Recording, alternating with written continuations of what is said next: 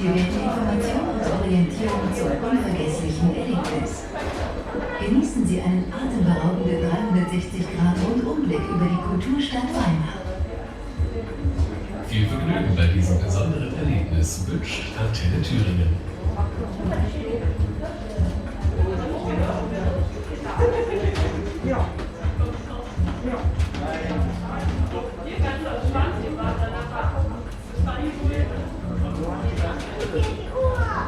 Wir haben nun eine Reisehöhe von über 50 Metern erreicht. Johann Wolfgang von Goethe, Friedrich Schiller, Walter Gropius, Franz Liszt, Johann Sebastian Bach, nur um einige zu nennen. Die großen Namen der Vergangenheit schwingen in Weimar noch immer mit. Nicht nur hier am Goetheplatz trifft und spürt man Kultur an jeder Ecke. Um uns herum sehen Sie im Westen das mondäne Hotel Russischer Hof. Schräg gegenüber steht der dicke Kasseturm, früher Bestandteil der Weimarer Stadtbefestigung. Der Goetheplatz ist heute ein verkehrstechnisch wichtiger Knotenpunkt in Weimar und gleichzeitig das Tor zur Altstadt. In der geschichtsträchtigen Altstadt Weimars mit den verwinkelten Gassen herrscht ein ganz besonderes Flair. Die Wohnhäuser von Goethe und Schiller, das Weimarer Stadtschloss, das farbenfrohe Karlachhaus. Hier reihen sich die Sehenswürdigkeiten aneinander und fast jedes Haus erzählt eine besondere Geschichte. Wir haben nun unsere Reisehöhe von über 70 Metern erreicht. Südlich von uns steht das wohl meist fotografierte Motiv Weimars, das berühmte Goethe-Schiller-Denkmal. Seit 1857 steht die große Statue auf dem Theaterplatz, direkt für den Deutschen Nationaltheater. Das Monument zeigt die beiden in Weimar lebenden Schriftsteller übrigens in gleicher Körpergröße, obwohl Schiller in Wirklichkeit nur 10 cm größer war als Goethe. Der Bildhauer wollte jedoch beide ebenbürtig darstellen. Die außergewöhnliche Grund begann wirklich.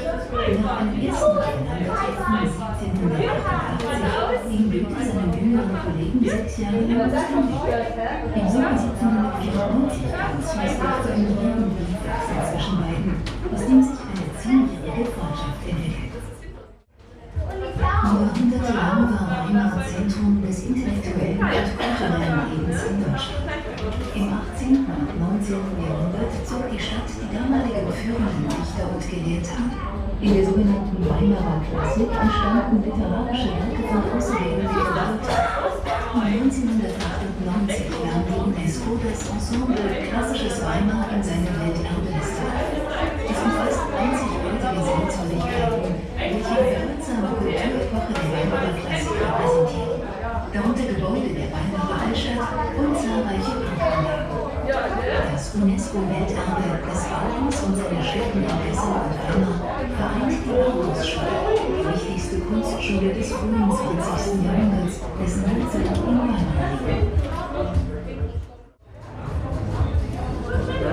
Weimar ist eigentlich ein internationales Stadt. Das sagte der Schriftsteller bereits 1871 und er hat recht. Zahlreiche Parkanlagen laden in Weimar zum Verein ein. Darunter etwa die ganzen Anlagen von Schloss Belvedere und Schloss Tiefe. Am Rande der Weimarer Altstadt folgt man das Inn mit der Inn, eine 148 Hektar große Anlage aus dem 18. Jahrhundert. In diesem einzigartigen Landschaftsgarten verwirklicht die Herzogkeit August und Johann Wolfgang von Goethe gemeinsam ihre künstlerischen Ideen. Der Herzog schenkte Goethe hier sogar ein Haus, heute bekannt als Goethes Gartenhaus.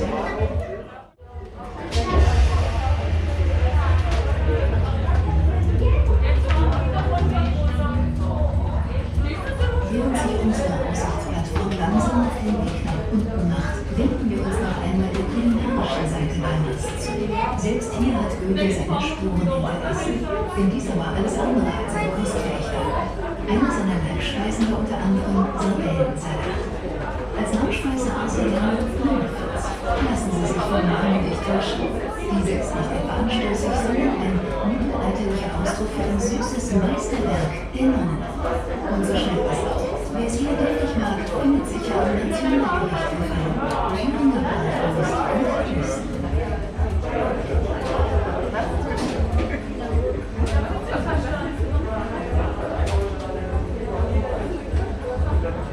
Ist Ihnen schon aufgefallen, dass man in Weimar immer wieder auf das Blatt des Ginkgo-Baums stößt. Grund dafür ist gutes Gericht Ginkgo biloba aus dem Jahre 1815. Zusammen mit 2 Ginkgo-Blättern und einem Brief schickt der Maler des Gerichts eine Papier von Marianne von Wien. Ein Ginkgo-Baum südlich des Weimarer Fürstenhauses ist heute der wohl meistbesuchte Baum der Stadt.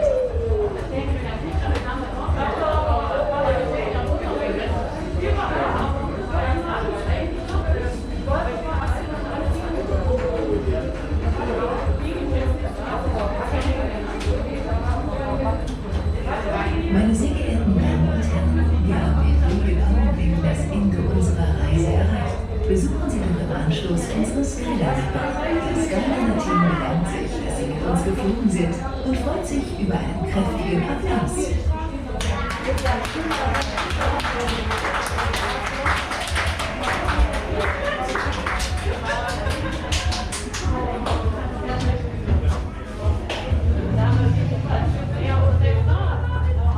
Bitte vergessen Sie keine Wertgegenstände an Bord.